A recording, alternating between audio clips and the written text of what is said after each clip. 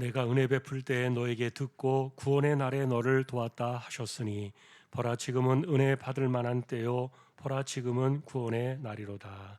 아멘.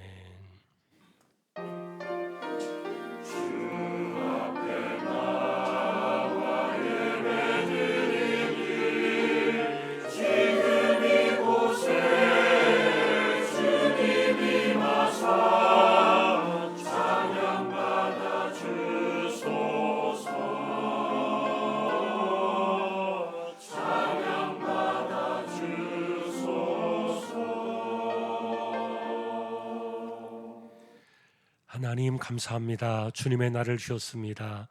한 해를 지켜주셔서 감사합니다. 오늘도 예배를 통하여 하나님 영광을 받으시옵소서. 예배의 시종을 의탁하오며 존귀하신 예수 그리스도의 이름으로 기도하옵나이다. 아멘.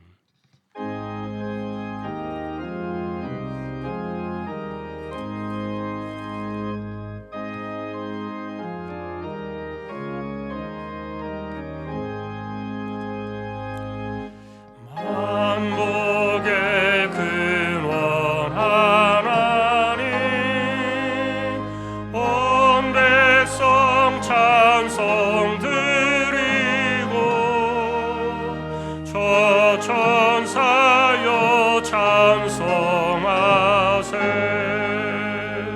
찬송 성부 성자 성령.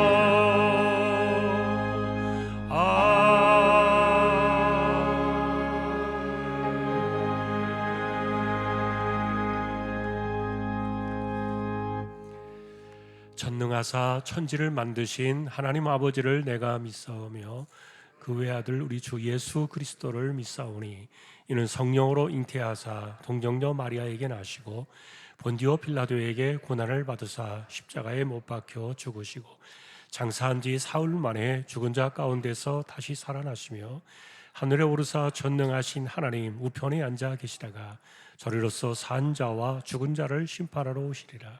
성령을 믿사오며 거룩한 공회와 성도가 서로 교통하는 것과 죄를 사하여 주시는 것과 몸이 다시 사는 것과 영원히 사는 것을 믿사옵나이다. 아멘.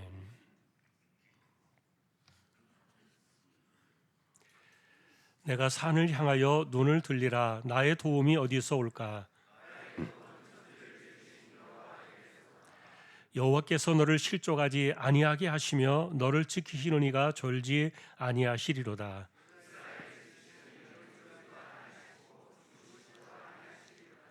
여호와는 너를 지키시는 이시라. 여호와께서 내 오른쪽에서 내 그늘이 드시나니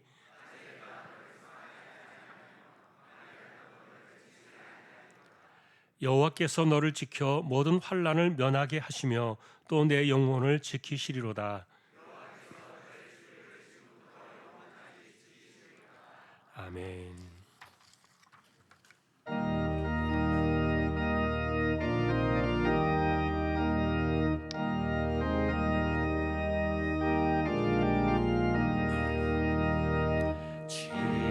지금까지 지내온 것 주의 크신 은혜라.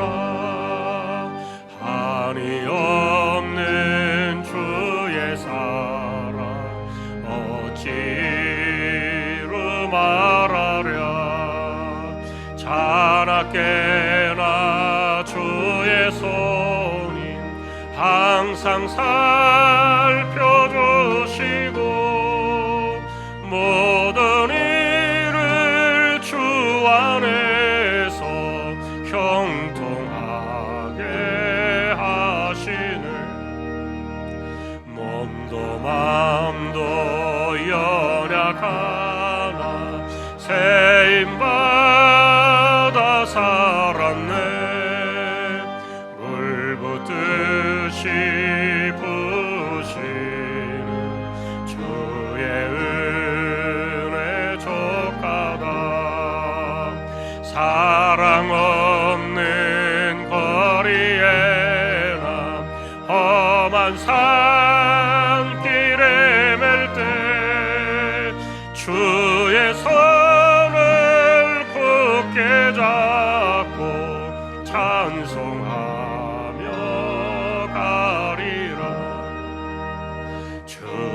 다시 배울 날이 날로 날로 다가와 무거운 짐 주께 맡겨 벗을 날도 멀잖네.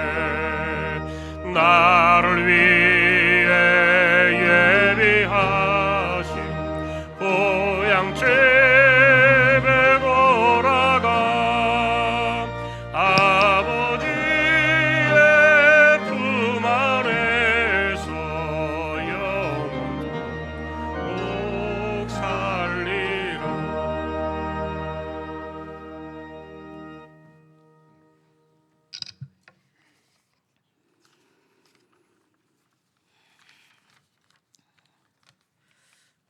오늘도 살아계셔서 역사하시며 우리와 함께 하시고 이곳에 임하신 하나님 아버지, 예수 그리스도의 십자가의 보혈로 저희 죄를 용서하시고 구원하여 주신 그 은혜와 사랑에 감사와 찬송과 영광을 돌립니다. 하나님 아버지, 2023년도 하나님의 은혜로 살았습니다. 고비고비마다 인도해 주시고 함께 해 주셔서 여기까지 있게 하시니 감사합니다. 돌이켜 볼 때 공기 없이 물 없이 살 수 없듯이 때를 따라 이른 비와 늦은 비를 허락해 주신 모든 것이 하나님의 한없는 은혜임을 고백하며 감사를 드립니다. 주님, 믿는다 하면서 믿음 없이 살아온 우리들 하나님의 자녀로 늘 기뻐하기를 원하나 원망과 절망 가운데 시기하며 질투하고 연약하기 짝이 없는 우리들을 용서해 주시고 위로부터 주시는 힘을 주시며 세상이 주는 행복과는 좋게 비교할 수 없는 하늘의 신령한 것을 바라보며 믿음으로 다시 한번 새로운 한 해를 주실 때에 힘있게 예수 그리스도로 말미암아 살아있고 성령이 충만한 우리 주왕의 건속들 모두가 되게 하여 주옵소서. 하나님 아버지, 이 나라 대한민국 위해 기도합니다.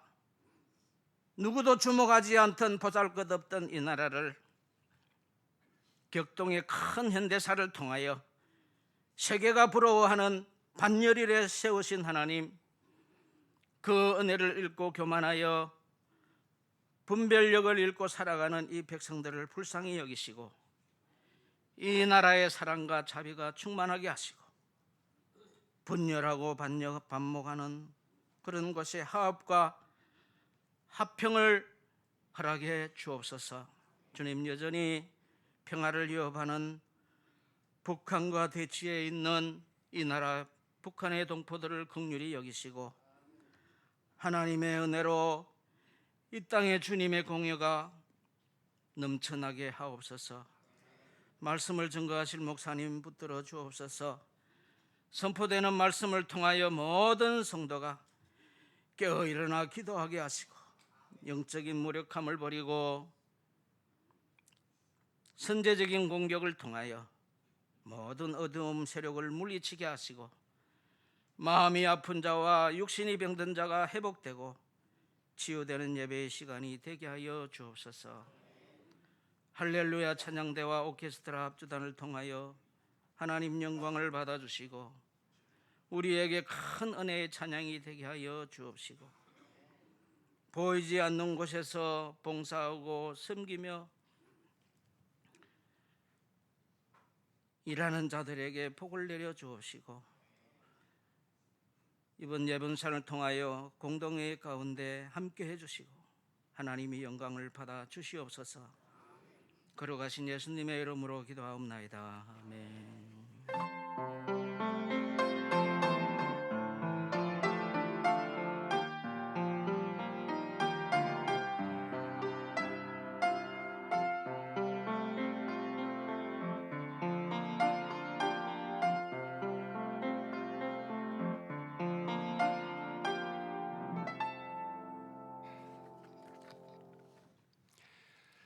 오늘 주실 하나님 말씀은 로마서 13장이 되겠습니다. 1절에서 7절까지 교독하겠습니다.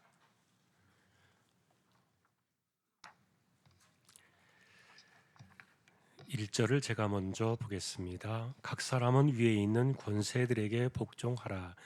권세는 하나님으로부터 나지 않음이 없나니 모든 권세는 다 하나님께서 정하신 바라.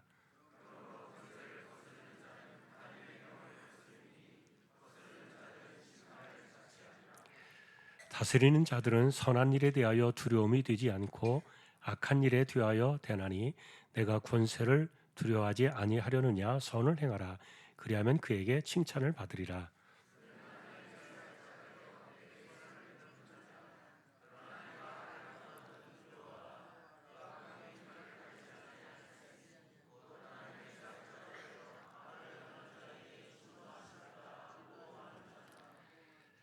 그러므로 복종하지 아니할 수 없으니 진노 때문에 할 것이 아니라 양심을 따라 할 것이라.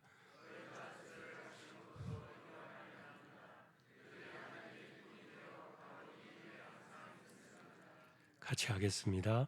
모든 자에게 줄 것을 주되 조세를 받을 자에게 조세를 바치고 관세를 받을 자에게 관세를 바치고 두려워할 자를 두려워하며 존경할 자를 존경하라. 아멘. 교회 소식입니다. 주보 12쪽 보아주시기 바랍니다. 이번 주 성경 읽기는 요한계시록 19장에서 창세기 23장까지가 되겠습니다. 어제까지 적립된 낙헌뇌물은 1억 895만 5,028원 50.50% 적립이 되었습니다. 2024년도 교회 요람 주황의 길잡이가 나왔습니다. 달력 받아가신 그 소망실에서 가정별로 가져가셔도 되겠고요. 또 필요하신 분들은 더 가져가셔도 되겠습니다. 사업장에서도 또 이용하시기 바랍니다. 그리고 이제 오늘 마지막 주일이고 또 마지막 날인데 저는 이제 오늘이 1년 중에서 하루가 제일 긴 날인 것 같습니다. 저녁 시간까지 우리가 하루를 드리고 그리고 31일 날 마지막 시간 그리고 내년도 다가오는 1월 1일 첫 시간을 또 하나님께 드리는 그 날이 오늘 밤에 또 있습니다. 11시부터 예배를 드립니다. 가족들 함께 오셔서 송구영신 예배로 또 새해를 맞이할 수 있기를 소망합니다. 다음 주에는 첫 주라서 성찬 예식이 있겠고요. 둘째 주에 세례식이 진행이 되겠습니다. 그리고 이번 주 중에 교육자 수련회가 송구영신 예배를 마치고 또 월요일부터 진행이 되어서 수요일 날 다음 주 예배는 2부 예배만 드려지게 되겠습니다. 그리고 월요일은 송구영신 예배로 새벽 기도회가 없고요. 화요일, 수요일은 이틀만 1층 찬양대실에서 새벽이 진행이 됩니다. 참조하시기 바랍니다.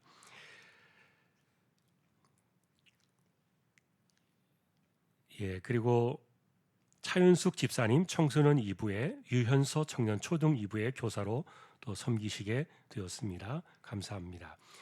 오늘은 예배 후에 예결산 재직회로 예결산에 대한 임시 보고가 있겠습니다. 그리고 다음 주에는 예결산 공동회로 완전 보고 또 결의가 있겠습니다.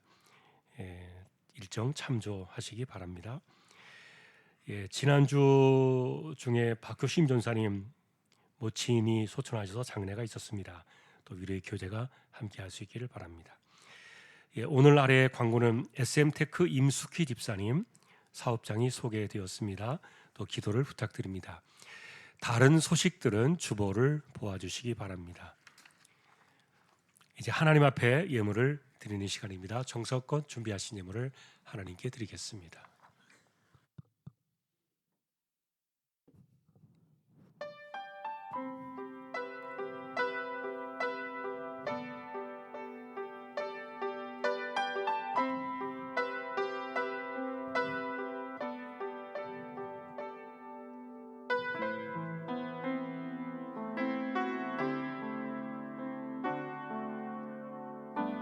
삶의 작은 일에도 그 맘을 알기 원하네. 그 길, 그 좁은 길로 가기 원해. 나의 자금을 알고 그분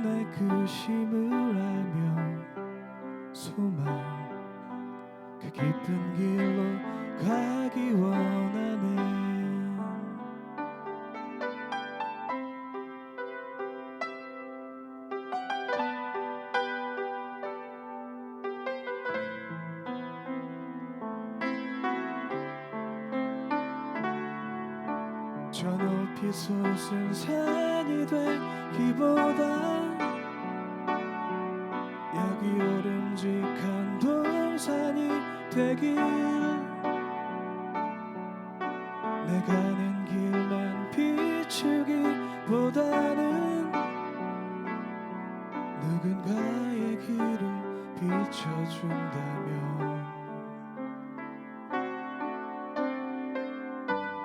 내가 노래하듯이 또 내가 얘기하듯이 살길 난 그렇게 죽기 원하네 삶의 한 절이라도 그분을 닮기 원하네 사랑 그 높은 길로 가기 원하네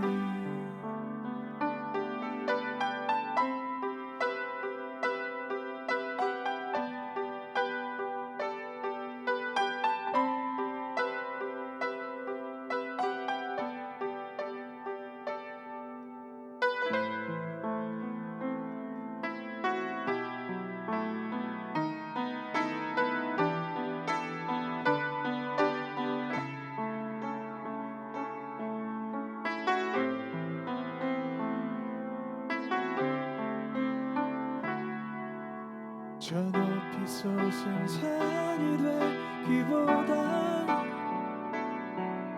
여기 오름직한 동산이 되길 내 가는 길만 비추기보다는 누군가의 길을 비춰준다면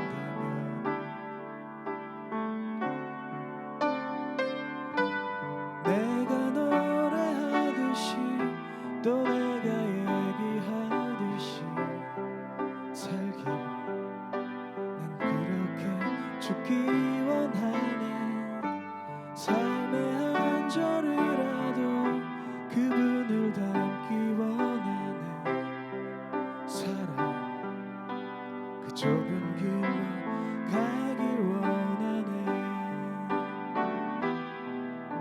그 깊은 길로 가기 원하네 그 높은 길로 가길 원하네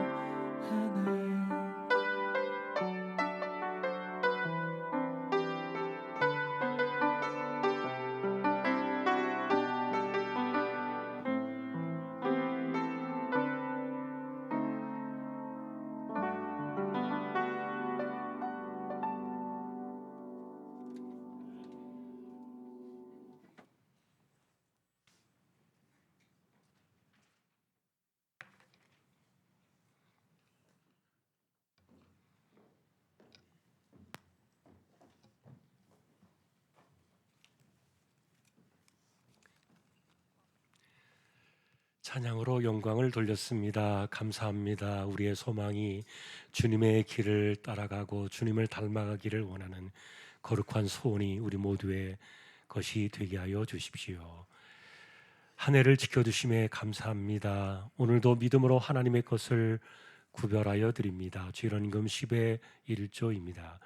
목적을 따라 선교, 구제, 장학, 차량 보이지 않는 가운데 드려지는 낙헌 예물 있습니다. 또 여기에 감사를 드립니다. 2023년을 주님의 은혜 안에 살게 해주셔서 감사합니다. 24년에는 더욱 깨어 기도하고 감사하며 복음 전도에 더욱 힘쓴 우리 중앙교회가 되게 해주시기를 또 되게 해주실 주님께 무한 감사를 올려드립니다.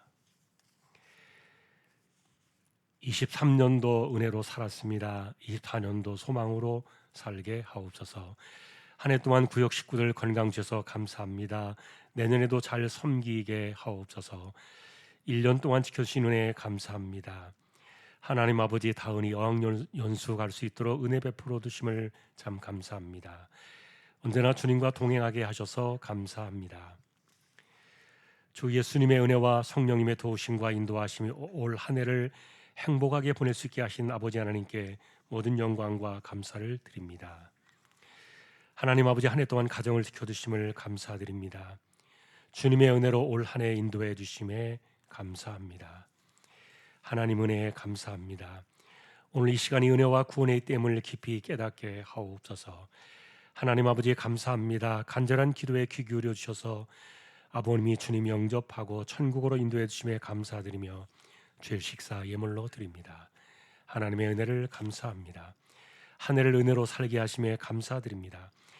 되돌아보니 모든 삶이 하나님의 은혜였습니다. 주신 은혜 잘 감당하며 건강과 지혜로운 삶이 되기를 소망합니다.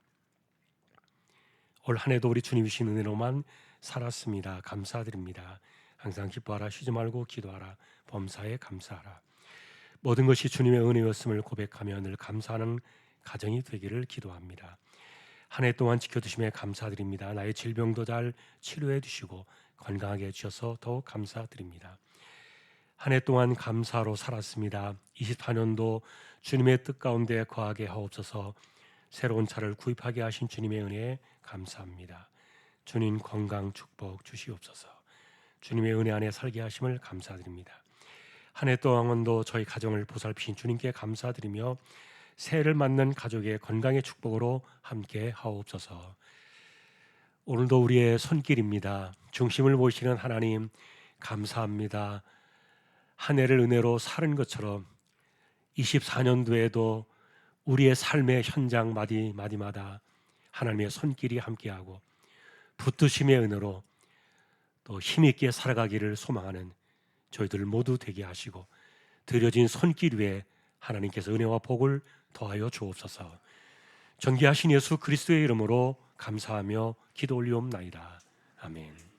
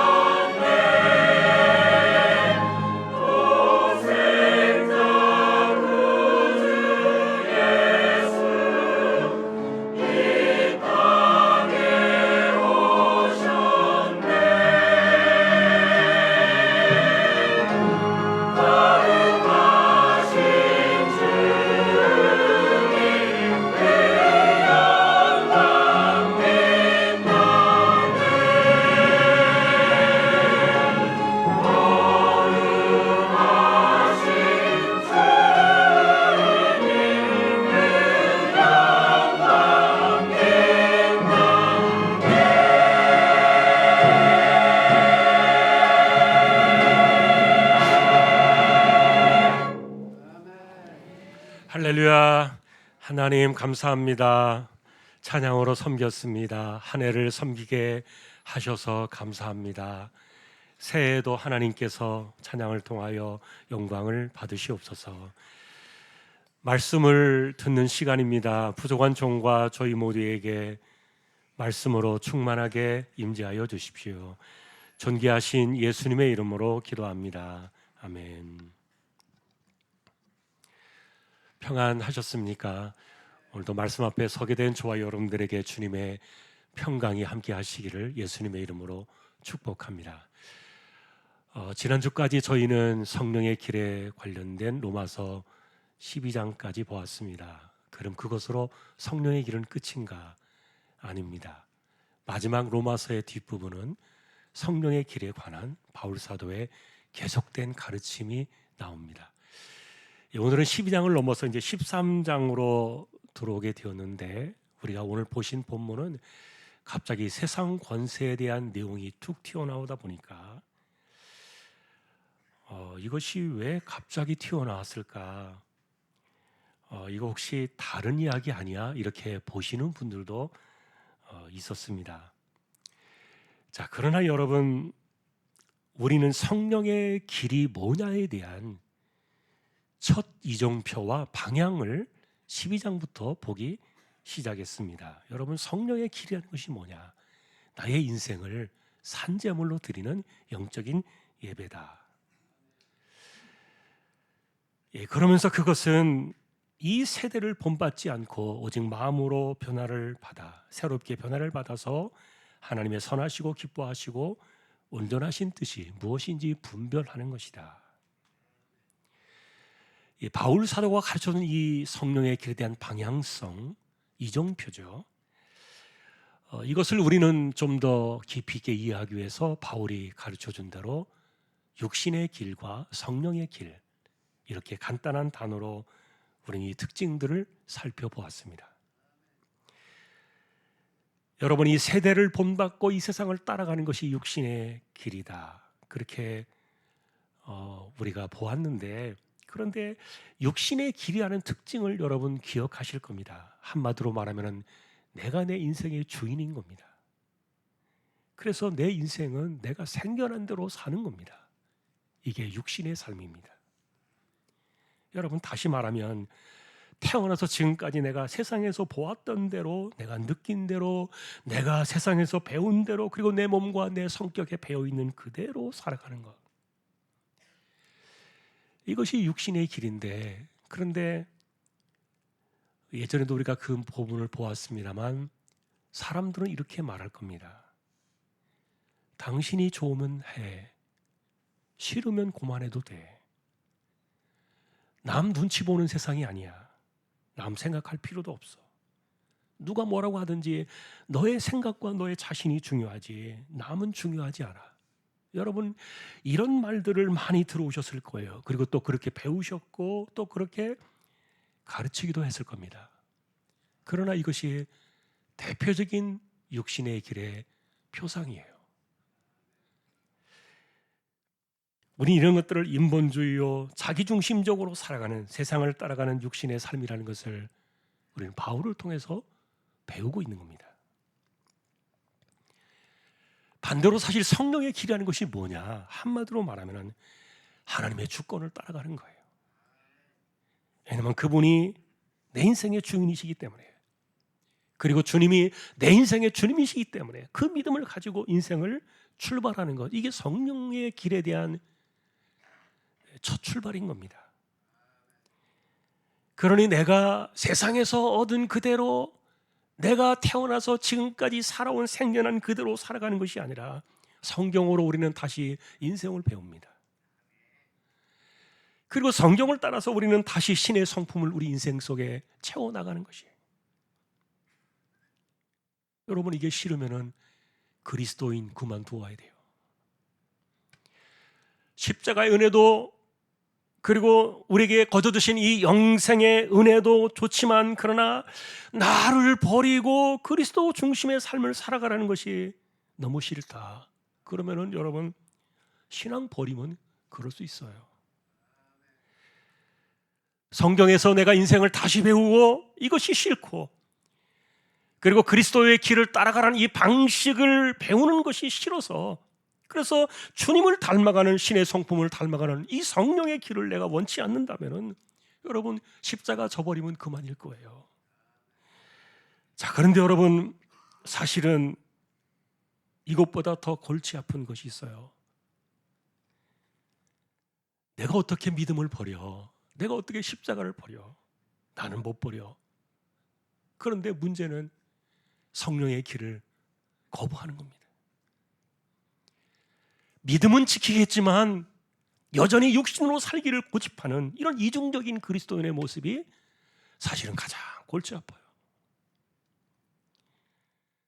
여러분, 사실 이 성령의 길은 자기 중심적인 이기주의에서 벗어나서 하나님의 주권사상으로 돌아오는 것이기 때문에, 그러니 우리가 십자가로 진리를 깨닫고 성령의 길에 우리가 단숨에 올라서 버린 이 놀라운 진리를 깨달을 때 성령은 우리에게 깨우쳐 주십니다. 너는 이제 그러면 안 돼. 여전히 너의 중심적인 삶을 고집하면 육신의 길을 걸어가면 멸망한다니까. 여러분, 이것을 성령께서 깨닫게 해주시는 거예요. 자, 그런데도 우리가 이와 같은 성경의 방식과 하나님의 말씀을 들으면서도 나는 그게 힘들어, 너무너무 힘들어, 무슨 말이든 알겠지만 난 그냥 살던 대로 살 거야. 예를 들어서 여러분, 그렇게 고집하면서 끝까지 가면 어쩌면 그 사람은 십자가의 선결제로 이루어지신 이 무한한 은혜를 잃어버릴지도 몰라요. 왜냐하면 여러분, 영생의 길, 그리고 이 성령의 길 외에는 구원에 이르는 길이 없기 때문이에요. 그러니 내가 영생을 놓치고 싶지 않고, 그리고 죄사함과 은혜를 내가 놓치고 싶지 않고, 그리고 내가 영원한 심판에 이르지 않기를 원하는 이런 것들을 잃고 싶지 않으면서도 육신을 버리지 않는다면 이거는 안 맞는다는 거죠. 우리는 반드시 성령을 따라가야만 해요. 그러면 예를 들면 여러분, 내가 성령도 떠나갈 수 있는 겁니까? 그럴 수 있습니다. 왜냐하면 이런 사람들이 기독교 역사 안에서 있었어요. 믿음에서 떠나간 사람들이 있었고요, 믿음을 저버린 사람들이 있었고요, 그리고 심지어는 믿음의 원수가 된 사람으로 돌아온 사람도 있었고요. 아니면 여러분, 십자가의 은혜를 저버리고 다른 길로 나간 사람들, 이단으로 떠나간 사람들 반드시 있었잖아요. 이런 사람들은 은혜도 버리고 성령도 떠나간 결과 그거거든요. 그러면 이 육신의 길과 성령의 길, 이 두 개의 길을 좀 적당하게 타협할 수는 없을까? 불행하게도 하나님께서는 우리에게 거둬두시는 무한한 은혜를 주셨지만은 우리가 육신으로 살아가는 것을 우리가 어쩔 수 없고, 이것이 너무너무 힘들고 우리를 버리고 성령을 따라 살아가는 것이 너무도 우리의 삶에 힘들기 때문에 우리를 배려하기 위해서 타협의 길을 열어두신 제3의 길은 있을까? 없어요. 성경은 우리에게 둘 중에 하나만을 제시합니다. 그러니 내가 구원은 믿겠지만 성령으로 살아가는 것이 뭔지 나는 몰라, 나는 알고 싶지도 않고 나는 그것이 싫어라고 생각하는 사람들은 여러분, 이것은 믿음이 아니에요. 반면에 여러분, 나는 믿음이 없지만 나는 성령으로 살고 싶어, 성령으로 살아가는 사람이 너무너무 보기 좋아. 정말 믿음으로 살아가는 사람들 보니까 얼굴도 표정도 좋고 그 사람의 씀씀이나 마음 생각이나 이건 너무너무 부러워서 나도 그렇게 살고 싶어. 예를 들어서 이렇게 생각하는 사람이 있다 할지라도 구원받지 못한 사람은 절대로 못 살아요. 오직 성령으로 살아가는 이 길은 믿음의 길에 올라선 사람들, 그리고 구원의 외길에 올라선 사람들만이 가능한 길이기 때문에, 그러니 우리가 신자라고 자부하면서도 하나님께서 십자가의 선결제로 우리를 단숨에 성령의 길로 올려주셨는데, 내가 이 성령의 길을 알기도 원치 않고 내가 모른 척 이렇게 지나갈 수는 없다는 말이에요. 그래서 아까도 말씀드렸던 것처럼 가장 골치 아픈 사람들이 그런 분들이에요. 내가 믿음은 있지만 성령으로 살아가는 것에 대해서 별로 관심이 없는 사람들. 야고보는요, 우리에게 굉장히 직설적인 성경을 가져오신 분인데 이런 사람들을 가리켜 세상적이요 마귀다 그랬어요.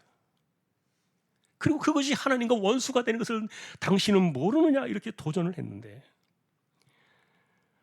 사실 여러분, 신앙 안에는 가짜 쭉정이가 있어요. 예수님 말씀이니까. 자, 그러니 나는 절대로 쭉정이가 아니야, 나는 절대로 알곡이지 쭉정이는 아니야 라고 생각하는 사람들이 육신의 길을 여전히 고집하고 성령의 길로 돌아서지 않는다면 이분들은 정말 위험한 벼랑 끝에 서 있는 겁니다. 그러니 여러분, 이런 것 하나 우리가 더 확인하면 좋겠어요. 성령으로 살아가는 사람들의 기본적인 그 방향은 뭐냐? 내가 주인이 아니라 이기적인 삶을 떠나서 주님의 뒤를 따라가는 것인데, 그 삶을 우리가 간단하게 말하면 뭐냐? 이타주의다. 여러분, 말 그대로 나를 위해 사는 것이 아니라 누군가를 위해서, 남을 위해서 인생을 살아가는 사람들, 그들을 이타주의라 그래요. 근데 이게 그리스도의 길이요 성령의 길이라니까요. 그런데 왜 우리는 그렇게 살아야 되느냐? 내 인생인데 내가 왜 누구를 위해서, 남을 위해서 살아야 되느냐? 그런데 예수님께서 그렇게 살아가는 것이 뭐냐? 나를 위하지 않고 내 주변에 있는 작은 자 한 사람을 돌아보면서 그 사람에게 나의 인생과 나의 시간과 나의 물질과 이런 것들을 헌신하며 살아가는 그들이 마지막 날에 양처럼 우편에 놓여가지고 나와 함께 영생에 들어갈 것이다, 그러셨잖아요. 그러니 내 인생은 내 것인가? 아닙니다. 내가 십자가의 은혜를 믿겠다는 그 말은 내 인생을 이미 십자가에 같이 못 박아 죽였다는 바울 사도의 고백과 맥을 같이 하는 거예요. 그리고 이것은 주님께서 철저하게 우리에게 보여주셨던 삶이었습니다. 예수님조차도 이 땅에 오셨을 때 하나님의 아들이시기 때문에 권세를 부리지 않았어요. 도리어 벌레만도 못한 우리 인간들을 섬겨주셨어요. 그리고 마지막에는 목숨을 제물로 내어 주셨던 거예요. 자, 우린 이런 삶들을 가리켜서 알기 쉽게 표현하면 이타주의다. 그럼 예를 들면 이렇게 말할 수 있습니다. 우리가 보통 말합니다. 공부 열심히 해. 너 공부하면 남 주냐? 그러나 그 말이 틀렸단 말이에요. 말부터 우리는 바꿔야 돼요. 열심히 공부해라. 남 주기 위해서 열심히 공부하는 것이다. 네가 열심히 살고 돈 많이 벌면 다 너에게 돌아가는 거야, 이렇게 말하지 마시고 다른 사람을 위해서 네가 열심히 살고 누군가를 위해서 열심히 돈을 벌어. 그러니 여러분, 우리가 살아가면서 내가 누군가를 신경 쓰면서 그 사람이 어떠한가를 살피면서 살아가는 것이 옳은 겁니까? 아니면 다른 사람들이 나의 눈치를 보면서 나의 신경을 맞추면서 살아가는 것이 옳은 겁니까? 실제로 육신의 길을 걸어가는 사람들은 다른 사람이 나를 신경 쓰며 살게 만드는 거예요. 왜냐하면 내가 주인이니까. 그러나 성령의 길을 걸어가는 사람들은 나 때문에 혹시라도 누군가가 상처를 받을까, 아니면 혹시라도 누군가가 나의 언행 때문에 실족하는 사람들이 생길까, 이런 것들 때문에 내가 오히려 상대를 신경 쓰는 거예요. 여러분, 이런 기타주의의 기본은 주님이 그리하셨기 때문인데, 그래서 바울은 말합니다. 우리가 이 세대를 본받지 않고 하나님의 뜻을 분별하며 살아가라 하셨던 이 성령의 길은 우리를 그리스도가 하셨던 이타주의 길로 인도하시는 건데, 그러니 여러분, 우리가 성령의 길에 대한 이런 이해는요 끝이 없어요. 우리는 성경에서 계속 배워야 됩니다. 자, 오늘 우리가 만나는 이 본문 역시 그런 방법, 방식 속에서 이 길을 우리가 바라보게 되는데, 조금 전에 말씀을 드린 것처럼 이 본문의 내용은 성령의 길과는 전혀 결이 다른 그런 구절이 아닌가 이렇게 일반적으로 생각을 했어요. 왜냐하면 우리가 생각하는 성령의 길이라는 것은 교회 안에서 어떻게 살아가고 공동체 안에서 어떻게 살아가는가 이런 것들을 다루는 것이라는 그런 선입견과 편견이 있다 보니까 이 세상 권세를 순종하며 세상 속에 살아가라는 이 말의 개념을 이해하지 못해가지고 약간은 갸우뚱했던 거예요. 뜬금없이 이게 왜 들어와? 이렇게 보았던 겁니다. 그러나 여러분, 성령의 길은 여러분이 어디서 배울 수 있겠습니까? 세상에서 가르쳐 주겠습니까? 아무리 철학을 연구하고 수많은 책을 쓴 사람들이 있다 할지라도 그들에게도 성령의 길을 배우는 것은 아니에요. 오직 교회 안에서 성령은 성경을 통해서만 우리에게 역사하시면서 이 길을 배워주는데, 그래서 여러분, 교회는 훈련소와 같다고 말하는 거예요. 머리에는 구원의 투구를 써라. 그리고 가슴에는 의의 흉배를 입어라. 허리에는 진리의 띠를 띠고 발에는 복음의 신을 신어라. 그리고 양손에는 믿음의 방패와 성령의 검인 곧 말씀을 붙들어라.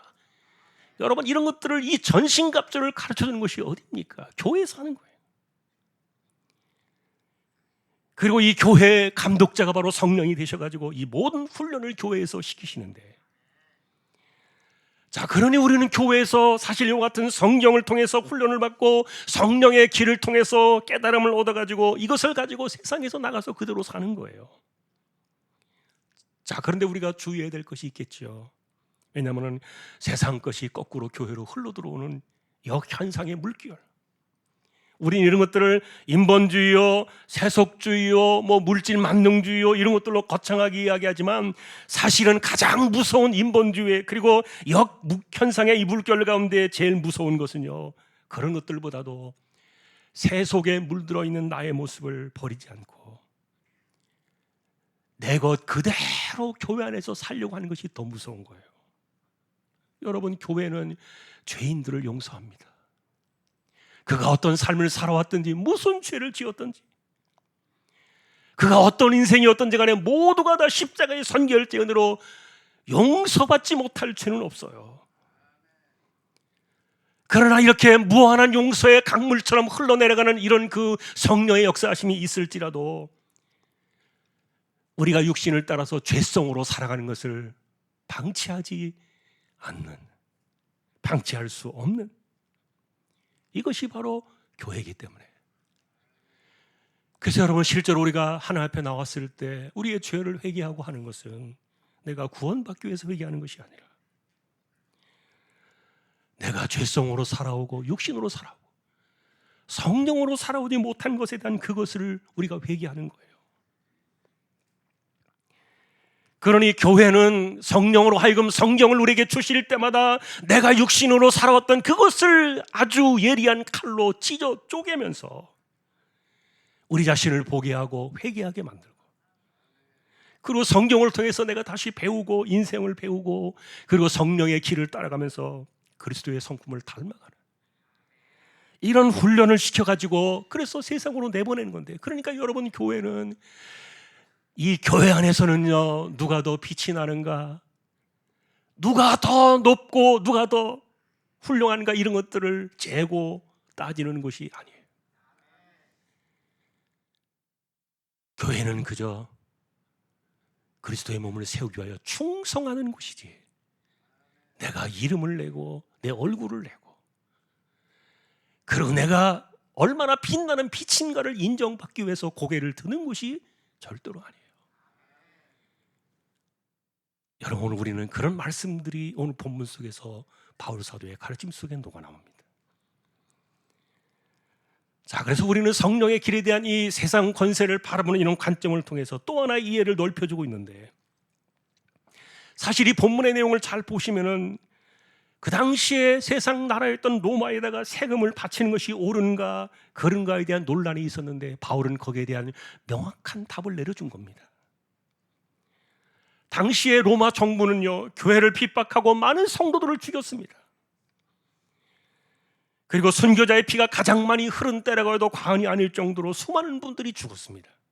그런데 이런 나라에 세금을 주어 그 악한 일에 힘을 보태는 것 아닌가? 그래서 세금이라도 거부해가지고 그들이 악한지 더 못하게 하자, 이런 의견들이 막 물결치던 시대였어요. 그래서 실제로 유대인 사회를 중심으로 해서 세금 거부 운동이 물밑으로 이렇게 막 흐르고 있었는데, 기독교인들 역시 우리도 그래야 하는 것 아닌가 생각을 모고 있던 시대예요. 그런데 이런 것에 대한 바울의 반응은 너무도 의외였습니다. 이런 상황을 바울이 모르고 있었던 것이 아닌데, 이런 상황에서도 위에 있는 권세들에게 우리는 복종해야 한다, 이것이 세상에서 빛으로 살아가는 방식이다, 이것을 말해주기 시작하는데, 그러다 보니까 사실은 오늘 본문에 대한 내용 중에 숱한 반발들이 나왔어요. 지금도 우리는 이 구절 때문에 여러 가지 의견을, 충돌을 일으킬 수 있는 그런 구절들로 남아있는 건 여러분들이 아실 수 있을 텐데, 국가에 대한 거부감이나 세금을 거부해서라도 그들의 내가 원치 않는 그 정부의 그런 일들을 멈춰야 한다고 생각하는 그런 사람들에게 이 바울의 가르침은 반발을 가져왔던 거예요. 아니, 어떻게 저렇게, 내가 볼 때 저렇게 못된 정부인데 저런 못된 권세를 내가 어떻게 모른 척할 수 있나? 이거는 하나님의 공의의 관점에서 맞지 않는 것 아닌가? 그러면서 거부감부터 사실은 튀어나왔던 것이 본문의 내용이었는데, 자, 그런데 이런 것에 대해서 바울은 그런 생각 자체가 세속적인 정치의 흐름을 따라가는 것이지 성령의 길의 방식은 아니다. 여러분 역시 이런 갈등 구조 속에서 이 본문을 판단한다면 여러분 어디에 서겠습니까? 아니야, 세속 권력은 무조건 대적하고 거부해야 돼. 아니야, 바울이 가르쳐준 대로 권세는 하나님께서 정하신 것이니까 우리는 순종해야 돼. 아마 여러분의 생각과 판단도 좀 다를 수 있을 겁니다. 하지만 여러분, 이런 일들은 사도 바울이 우리에게 논쟁이나 토론을 제기하기 위해서 문제를 제시하는 것이 아니에요. 그는 지금 우리에게 성령의 길이 무엇인가를 지금 말해주고 있는 거예요. 이것은 주권 오직 하나님이시라는 이 전제 때문에 그렇게 말하고 있는데, 다시 말하면 여러분, 세상을 만드신 이가 하나님이시지만 지금도 하나님은 이 땅을 여전히 섭리하고 계신다. 그러니까 하나님은 이 교회라는 이 좁은 공간 안에서만 계시는 것이 아니라 여전히 세상 바깥에서도 하나님께서는 주권적으로 섭리하고 계시지 않는가? 자, 그런데도 여러분, 이 본문 속에서 수많은 반발들이 나왔던 내용들을 제가 찾아보았어요. 그래, 당신이 말하는 것은 무슨 말인지 알겠다. 내가 하나님의 주권을 어떻게 못 믿겠느냐. 내 그 말은 믿겠다, 알겠다. 그러나 이건 아니다. 어떻게 무조건 세속 정부에 대해서는 순종하라는 것인가? 내가 지지하지 않는 정부고 내가 원하지 않는 권력인데, 그래서 바울의 이 말은 내가 도저히 쉽게 수긍하기 어렵다. 그런 반발들이 있었어요. 그런데 우리는 여러분, 일단 바울의 가르침부터 듣고 봐야 돼요. 왜냐하면 내가 판단하고 내가 생각하고 지지할 수 없는 그런 세상 권세라에서 하나님의 섭리를 거스를 수는 없다는 바울 사도의 관점 때문인데, 실제로 이것은 하나님의 이 주권을 거슬러서 심판을 자초하는 그런 길이 될 수도 있기 때문에 이렇다면 성령의 방식은 아니니까, 그러니 우리가 이것을 좀 말씀으로 좀 보자. 아무리 그래도 이건 아니야 이렇게 생각하는 인간 고집의 성향은 일단은 내려놓고 한번 보자는 거예요. 여러분, 사도 바울은 로마 정부에 아부해야 될 필요가 있는 사람도 아니었고 잘 보여야 될 그런 사람도 아니었어요. 그는 정치인도 아니었고 권력을 탐하는 사람도 아니었어요. 그가 로마에 잘 보이기 위해서 이 글을 쓰고 있는 것이 아니었다는 말이에요. 그럼에도 우리가 이 세상 속에서 성령의 길, 이 세상 권세에 복종하라는 이 길을 가르친 것은 바울 개인의 생각이 아니었기 때문인데, 그래서 사도 바울은 이렇게 말합니다. 하나님이 세상 권세를 세우셨다. 그리고 하나님은 지금도 그들을 통해서 무언가 하나님의 일들을 하고 계시지 않느냐. 하나님의 주권 때문이었습니다. 그렇다면 하나님께서 이 세상의 권력자들을 통해서 하시는 일은 뭐냐라고 그 이유를 하나 더 설명하고 있는데, 이들이 선을 행하는 사람들에겐 포상을 하고 악을 행하는 사람들에겐 징계하도록 하나님께서 이 세상 질서를 세우기 위해서 그들을 세우셨다는 건데, 실제로 여러분, 그래서 그들에게 권세를 주셨다는 게 칼자루를 쥐어준 거예요. 권세라는 이 말은 하나님만이 가지신 힘과 능력으로 사람이 흉내낼 수 없는 신의 권세를 의미하는데, 하나님께서 그 권세자들에게 이 신의 권세의 칼자루를 부여하셨다는 겁니다. 일부를. 자, 그리고 중요한 것은 그들의 그 권세의 칼 아래 우리 그리스도인들이 살게 하셨다는 거예요. 그래서 바울 사도의 이 가르침은요, 유대인 사회에서 보던 것과는 전혀 달라요. 우리가 살아가는 세상의 이 환경과 많이 비슷하다는 거예요. 실제로 하나님께서 이런 질서를 세우신 이런 것 가운데는 오늘날은 폐지가 된 노예제도 같은 그런 것, 당대의 질서까지도 성경은 그것을 다 포함을 시켰어요. 물론 여러분, 하나님이 노예제도를 승인하신 것은 아닙니다. 그러나 더 폭넓게 바라보면 하나님께서 허락하신 이 권세는 우리가 인정하든 인정하지 않든지 간에 그것은 결국 그들은 하나님이 정하신 종이요, 그리고 그들을 통해서 선을 칭찬하고 악을 처벌하여 하나님을 섬기게 한다는 이런 주권 사상을 갖고 있었던 거예요. 그들이 비록 악한 자라도 할지라도 하나님은 그렇게 하실 것이다. 그러니 여러분, 세상에 다른 사람들이 그러는 것처럼 우리가 정부 권세가 명하는 것을 따르는 것은 처벌이 무서워서가 아니라 이것을 세우시고 섭리하시는 분이 하나님이시기 때문에 하나님의 주권을 따라서 양심을 따라하라, 바울은 그렇게 가르쳐 주었던 겁니다. 여러분, 이런 바울의 가르침은요, 대단히 직선적이었어요. 그리고 정치적인 관점에서 이것을 바라보려고 하는 사람들에겐 타협의 여지가 거의 없다는 것을 보면서 숨통이 조여오는 그런 답답함을 느끼기도 했는데, 그러다 보니까 이게 바울의 너무 편향적인 생각이 아닌가 이렇게 돌렸는데, 그런데 이것은 바울만이 아니었습니다. 베드로 역시 같은 이야기를 전해줍니다. 2장 13절 17절에 보니까 인간의 모든 제도를 주를 위하여 순종하되 혹은 위에 있는 왕이나 혹은 그가 악행하는 자를 징벌하고 선행하는 자를 포상하게 하여 보낸 총독에게 하라. 무사람을 공경하며 형제를 사랑하며 하나님을 두려워하며 왕을 존대하라. 여러분이 보시는 그대로 베드로 역시 바울과 똑같았던 거예요. 그러니 실제로 사도 바울은 어떤 정치적인 편향의 방식을 가르치는 것이 아니라 이 세상 속에 놓여져 있는 성령의 길, 그 속에서 우리는 하나님이 하신 이들을 보자, 그리고 하나님이 하신 이들을 우리가 순종하며 따라가자, 이 주권 신앙을 우리에게 가르치고 있었던 거예요. 자, 그럼에도 불구하고 실제로 어느 시대든지 긴 세월 속에서 이 성경이 기록되고 난 이후에 수많은 그리스도인들은 세상 정부에 대해서 부딪히는 그런 문제들 때문에 이 본문과 충돌을 많이 일으켜 왔는데, 여러분, 실제로 역사 속에서 그리스도인들은 친기독교적인 아주 교회를 위하고 교회를 이렇게 좋아하는 그런 그 권세 아래 살아온 적이 별로 없어요. 거의 없어요. 대부분 하나님을 알지 못하는 그런 불황부도한 그 세상 권력 아래서 핍박을 받으며 살아오는 것이 대부분의 역사였는데, 그런데 그런 질서 가운데서 교회는 반정부의 세력으로 저항하지 않았던 이유는 하나님의 주권 때문이었어요. 하나님이 하시는 일들이 있겠구나. 다만 여러분, 아이러니하게도 정부와 기독교가 한통 속이 되어서 살아갔던 중세 시대가 있었어요. 그러나 그때는 기독교의 2000년 역사 속에서 가장 어둠이 깊었던 불행한 암흑기였던 건 아실 겁니다. 교회가 권세의 맛이 들어지고 교회가 세속 권세에 발을 들여놓기 시작하니까 성령의 길이 사라져버리고 육신의 그 어둠의 길이 교회를 암울하게 덮쳤던 시대예요. 반면에 여러분, 교회가 이 세상의 핍박을 견디면서 지켜내야 했던 약간의 또 다른 방식들은 성경에 나와 있어요. 예를 들면은 베드로와 요한이 기도하는 시간에 성전에 올라가다가 나면서부터 걷지 못했던 그 한 병자를 일으킨 사건을 여러분 아실 거예요. 이것 때문에 당시에 예루살렘이 팔칵 뒤집혔는데, 당시에 관리들, 장로들, 서기관들 이들이 모여가지고 권세자들이 모여가지고 공회를 소집하고 그 공회 앞에 베드로를 세워놓고 협박을 합니다. 너 다시는 예수의 이름으로 말하지도 마라, 가르치지도 마라.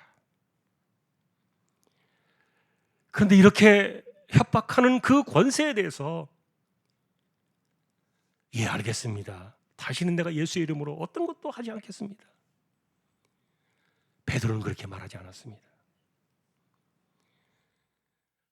하나님 앞에서 당신들의 말을 듣는 것이 하나님 말씀을 듣는 것보다 당신들이 옳은가 판단해봐라. 우리는 보고 들은 것을 말하지 아니할 수가 없다. 복종하기보다는 하나님의 뜻을 오히려 따라갔던 그들을 보이게 됩니다. 여러분, 이런 그 마지막 날의 모습은요, 계시록에서도 동일하게 그려지고 있는데, 계시록 13장에 보니까 교회를 세상에서 없애려고 등장하는 마귀와 그리고 세상 권력과 그리고 적그리스도에 해당하는 이런 그 세력들이 연합해가지고 교회를 잔멸하려고 집중적으로 공격하는 모습이 그려져 있는데, 그런데 그런 부분에 대해서 교회는 핍박을 견디어내며 마지막 주어진 복음의 문이 닫히는 그날까지 최선을 다해서 복음을 전하는 모습을 계시록 13장은 그려주고 있어요. 그러니 당신은 복음을 말하지 마, 예수를 말하지 마라고 말하는 건 세상 권세에 대해서 복종하라는 것이 아니에요. 이것은 여러분 그런 문제가 아니라는 것을 여러분들이 아실 겁니다. 자, 그래서 어떤 사람들은 바울의 가르침이 너무 순진했던 것 아닌가? 어떻게 세상 권세자들이 하나님의 사역자인가? 너무 순진한 말을 쓴 거 아닌가? 이렇게 반발하는 사람들도 있었습니다.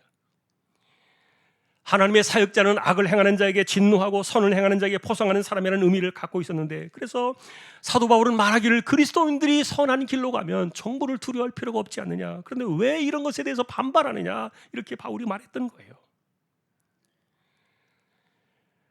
그래서 사람들은 이게 성경의 가르침이다 보니까, 바울의 가르침이다 보니까, 그래, 그러면은 하나님이 주신 이 세상 권세의 사역자의 기능이라는 것은 선을 칭찬하고 악을 처벌하는 그 기능을 정부가 순기능을 할 때만 순종하라는 그런 말인가, 이렇게 말씀의 폭을 제한하려고 했던 거예요. 그런데 우리는 이런 그 바울의 개인 생각이 아니라는 것을 알고 있기 때문에, 바울은 당신이 판단하는 그런 선별적인 관점으로 순종해도 되고 안 해도 되고 한다, 이것을 말하고 있던 것이 아니었던 거예요. 자, 그래서 여러분, 바울이 지금 우리에게 보여주고 있는 이 세상 권세에 대한 이 순종의 문제는 보편적인 상황 속에서 하나님의 주권이 어디로 가고 있는가를 보는 겁니다. 그러니 성경은 우리가 우리의 입장에 맞춰서 이러쿵저러쿵 해석하면서 갖다 붙일 일들이 아니에요. 자, 우리는 그래서 오늘 이 말씀의 결론으로 나가면서 바울이 왜 이런 성령의 길을 제시하고 있었는지를 우리는 마지막으로 보아야 되는데, 세상 권력을 바라본 우리의 관점은 뭐냐? 결국 하나님께서 그들을 일꾼으로 세우셔서 하나님의 행하실 일들을 하게 하신다는 관점, 하나님의 주권 사상이었는데, 그런 의미 하나님께서 정당한 방식으로 그들을 질서를 세우셨다면 그들의 정당한 위치를 인정하라. 그래서 하나님의 일들을 이루어가는 사람들이기 때문에 조세를 바치고 관세를 드리고, 그 다음에 두려워할 자를 두려워하고 존경할 자를 존경하라, 이렇게 말했던 거예요. 왜냐하면 이런 우리가 그렇게 하는 이 순종의 결은 모두가 하나님께 초점이 있었기 때문에, 그러니 하나님이 세우시고 하나님이 하실 일들을 바라보며 하나님의 일에 순응하는 것, 이것은 어떤 한 사람에게만 해당되는 것이 아니라 모든 세상의 권세라고 말하고 있으니까.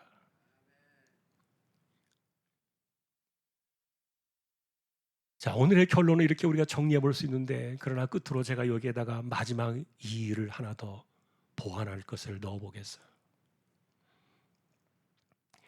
만일에 부정한 방식이나 불법의 방식으로 권력을 찬탈하는 권세나 아니면 하나님의 주권과 영광을 대적하면서 복음의 질서를 파괴하고 교회의 존립 자체를 위태롭게 하는 그런 세력에 대해서는 우리는 어떻게 해야 옳은가?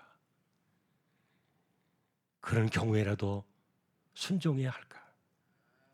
여러분, 이런 것은 아까도 말씀드렸던 것처럼 하나님의 주권과 무관한 거예요. 어떻게 복음을 말하지 말라는 그 권세의 세력 앞에서 순종하는 것이 하나님의 뜻이 될 수 있겠냐고요. 베드로는 그럴 수 없다 그랬어요. 그리고 마지막 때 교회는 절대로 복음을 말하지 마라. 적그리스도를 드러내고 그 다음에 세상 권세를 통해서 교회를 압박하고 이 협박을 하고 그렇게 한다 할지라도 교회는 끝까지 복음의 문을 닫지 않고 전하는, 그러다 보니까 이 교회는요 순교의 제물들이 많이 나왔어요. 대부분의 선교자들의 그 피는요 이 바로 복음 사건 때문이었어요. 여러분, 우리나라 역시 일제가 이 조선의 주권을 강탈할 때 수많은 독립투사로 일어났던 사람들이 기독교인 그 태반이었던 것을 여러분이 아실 거예요. 하나님의 주권 사상에 반하는 일들이에요. 그러니 우리는 이런 상황들이 찾아올 때는 정말 그리스도인의 양심을 가지고 자유롭게 분연히 일어서야 되겠지만, 그러나 그런 때라 할지라도 우선순위는 나의 안위가 아니에요. 우리의 우선순위는 하나님의 주권이고 하나님의 영광이에요. 그리고 우리가 복음을 들고 세상에서 살아가야 되는 우리의 마지막 사명이 거기에 있기 때문에 그렇게 하는 것이에요.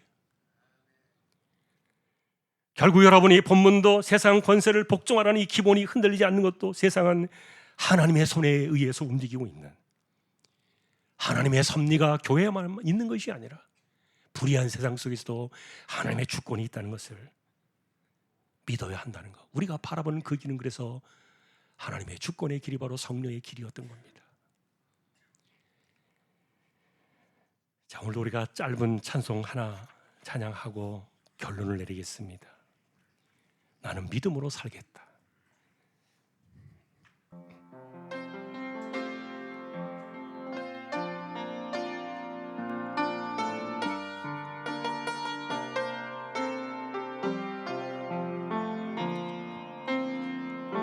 세상 흔들리고 사람들은 변하여도 나는 주를 섬기리.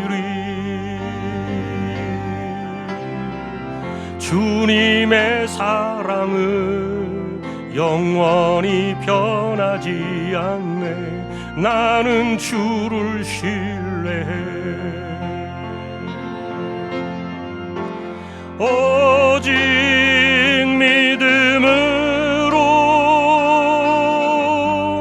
믿음으로 내가 살리라. 오직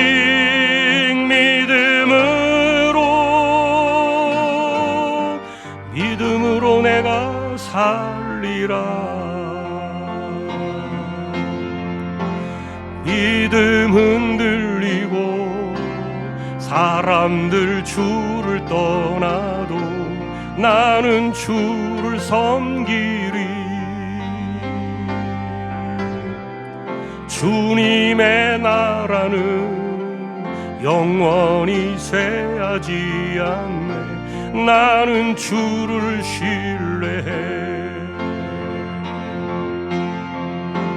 오직 의인은 믿음으로 말미암아 살리라.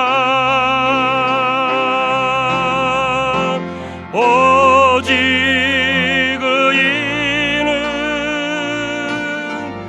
믿음으로 말미암아 살리라.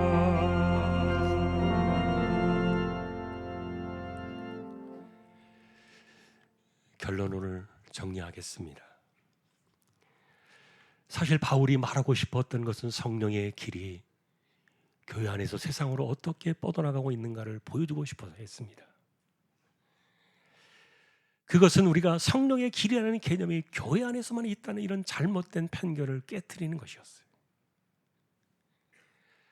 대부분의 사람들은 성령의 길이라는 이 개념을, 영적인 길에 대한 이 방향성을 교회 안에서 우물한 개구리처럼 이렇게 그것을 갖고 생각을 하고 있었는데, 바울의 방향성은 교회에서 세상을 향해 나아가는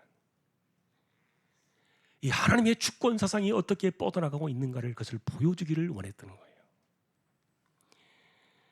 그러니 우리 그리스도인은 적어도 정치적인 성향이나 세상이 가는 길을 따라가는 그런 방식으로 보는 것이 아니라, 적어도 우리가 세상을 판단하고 이 길을 가는 것은 하나님의 주권 때문에, 그리고 하나님의 영광 때문에, 그리고 이 복음의 마지막 사명 때문에. 그러나 그 외에 우리가 살아가는 모든 세상의 일들에 대해서는 우리는 세상의 질서를 순종해야 하는 것이, 이게 하나님의 섭리였던 거예요. 그러니 결론적으로 적용의 말씀을 드린다면, 당신은 어디서 빛을 낼 것인가? 당신은 어디에서 소금이 될 것인가? 불행하게도 수많은 사람들 가운데 잘못된 오해는 교회 안에서 자기가 마치 빛인 것처럼 이렇게 막 빛의 그 내용들을 주장하려고 했어요. 그리고 내가 더 세상 속에서보다는 이 교회 안에서 훨씬 더 뛰어난 소금이라는 것을 이 교회 안에서 자꾸만 자기가 정체성을 드러내려고 했는데, 여러분, 교회에서는요, 빛을 드러내는 것이 아니에요. 여러분이 내가 소금이라는 것을 강조하는 것이 아니에요. 내가 세상에서, 그리고 다른 누구보다도 내가 더 뛰어나고 훨씬 더 훌륭한 그런 소금이라는 것을 자랑하고 내세우는 것이 교회가 아니라는 거예요. 빛은 어디에서 나옵니까? 여러분, 다 빛이에요. 주님 분명히 그러셨어요. 너희는 세상의 빛이다. 빛이 되라 그렇게 말씀하지 않으셨어요. 그럼 너희는 세상의 소금이니 그랬지, 너희는 소금이 되라. 아니에요. 내가 빛이면 저 사람도 빛이에요. 내가 소금이면 저 사람도 소금이에요. 내 신앙이 훌륭하다고 생각되면 저 사람의 신앙도 훌륭한 거예요. 그러니 내가 빛이라는 것, 소금이라는 것을, 정체성을 인정받고 찾으려고 하면 어디서 찾아야 돼요? 바깥으로 가야 돼요. 어둠 속에서 빛이 나오는 거예요.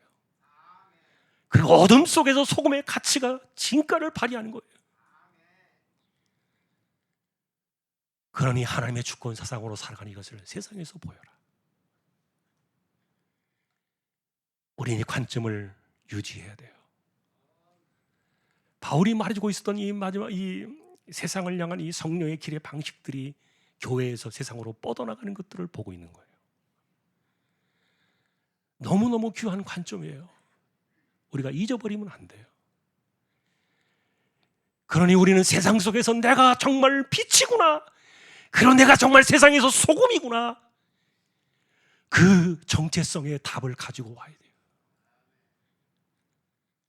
그것이 우리가 세상에서 하나님의 주권을 인정하며 사는 방식이거든요. 내가 비록 세상의 권세 원치 않고 내가 인정하지 않고 동의하지 않는 세상의 권세를 할지라도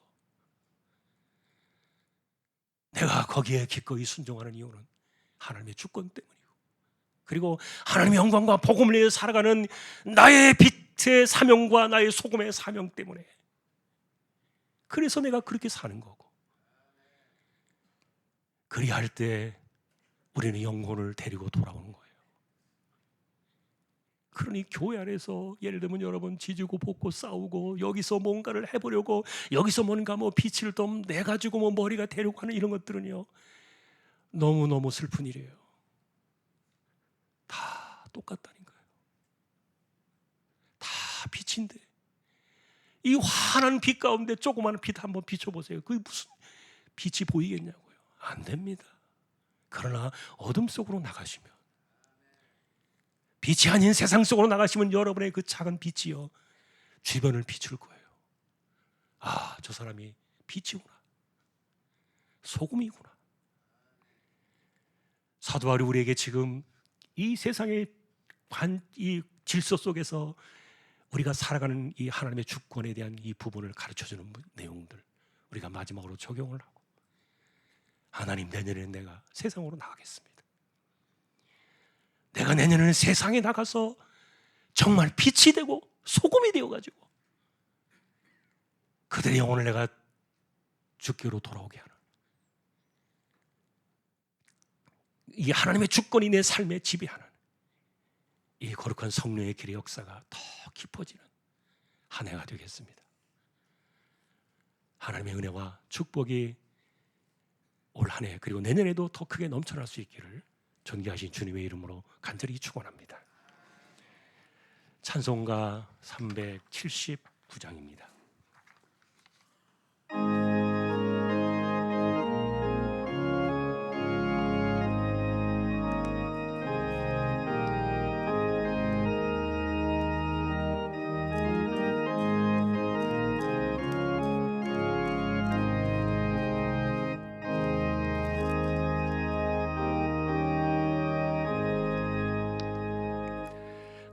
내 갈 길 멀고 밤은 깊은데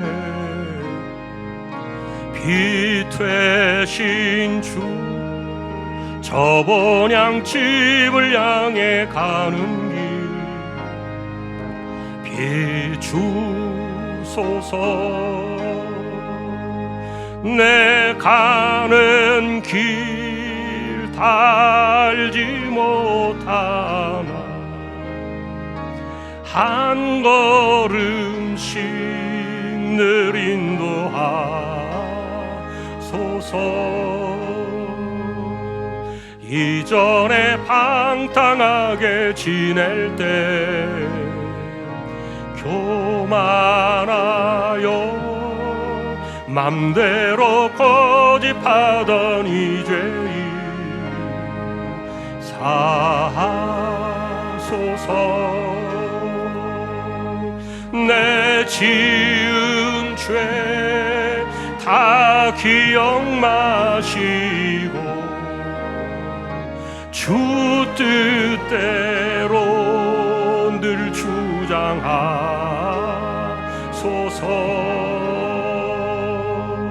이전에 나를 인도하신 주 장래에도 내 앞에 험산 출령 만날 때 도우소서. 밤 지나고 저 밝은 아침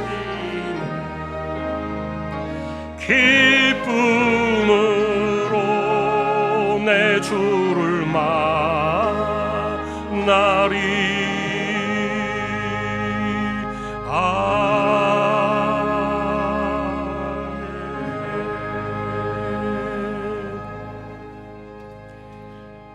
파송의 기도는 우리 일어나셔서 함께 하겠습니다. 한 해를 은혜로 살았습니다. 내년에는 더 깊은 성령의 은혜와 그리고 세상 속에서 빛과 소금이 되어 복음의 사명을 더 깊이 감당하는 그런 은혜가 함께 하기를 소망하면서 주여 나에게 힘을 주십시오. 우리 함께 눈을 감고 두 손을 가볍게 들고 주여 한 번만 외치고 기도로 나가겠습니다. 주여 하나님 아버지 한 해를 지켜주셨습니다. 우리가 살아온 인생의 시간 속에서 하나님의 은혜가 아니고는 아무것도 말할 수 없는 아무것도 자랑할 수 없는 우리의 삶이었음을 고백합니다. 24년도가 우리 앞에 있습니다. 하나님께서 바라시는 거룩한 뜻이 성령의 길, 성령의 사람으로서의 영적인 능력과 세상 속에서 우리가 빛의 길을 걸어가며 숙금의 길을 걸어가며 진리를 사소하며 복음을 전하여 수많은 영혼들을 주께로 돌아오게 하는 거룩한 역사가 24년도 한 해 우리의 삶이 되게 하여 주옵소서. 더 깊이 성령의 깨달음과 성령의 길로 우리가 나아가 하나님의 은혜를 깊이 만나는 우리 모두 되게 하여 주옵소서. 교회를 지켜주시고 성령께서 감독자가 되셨습니다. 교회 가운데 운행하시면서 하나님의 뜻이 나타나고 하나님의 영광이 드러나는 거룩한 교회가 되게 하여 주옵소서. 하나님 감사합니다.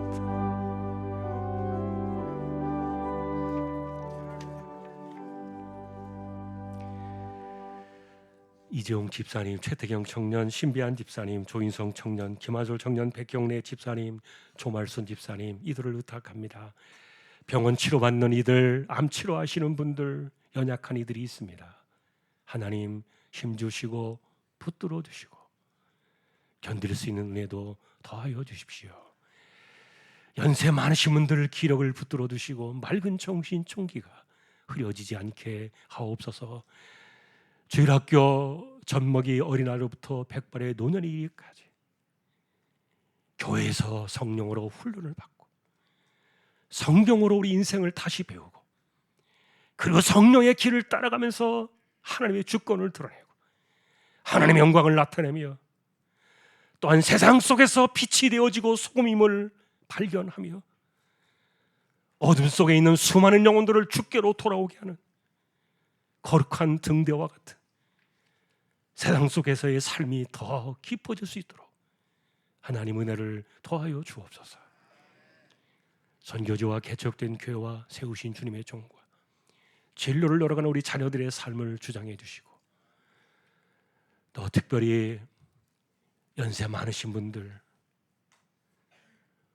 우리의 기도 속에 들어있는 분들 하나님께서 지켜주시고 붙들어 주셔서 올해도 지켜주신 것처럼 24년도 내년에도 하나님께서 지켜주시고 우리의 기도 가운데 응답하시는 하나님의 영광을 보게 하여 주옵소서.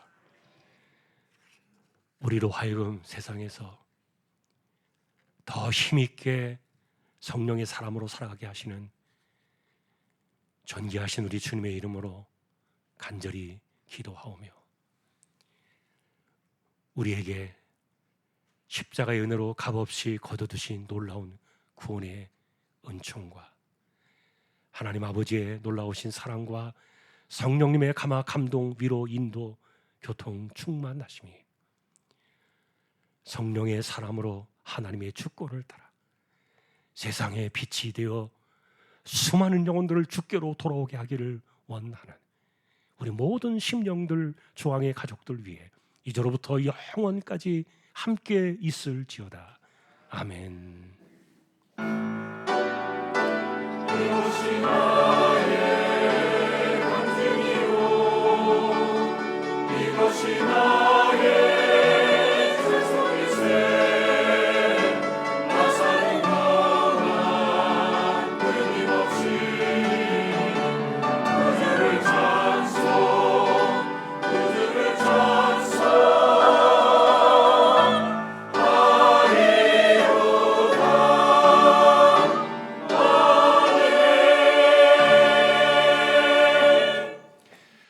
한 해 동안 고생 많으셨습니다. 또 새해 축복이 함께 할 수 있기를 소망합니다. 예, 우리 그 교대 찬양하기 전에 성혜진 집사님 혹시 어디 계세요? 성혜진 집사님 저기 계시네요. 우리 지난주 중에 장례가 계속 있어서 주일을 지나고 이렇게 오셨습니다. 시아버지 장례하셨는데 우리 수고하셨습니다. 위로의 박수 하십시다. 네, 우리 박 전사님은 아까 광고했기 때문에 대신하겠습니다. 우리 교대 찬양 1절 하겠습니다.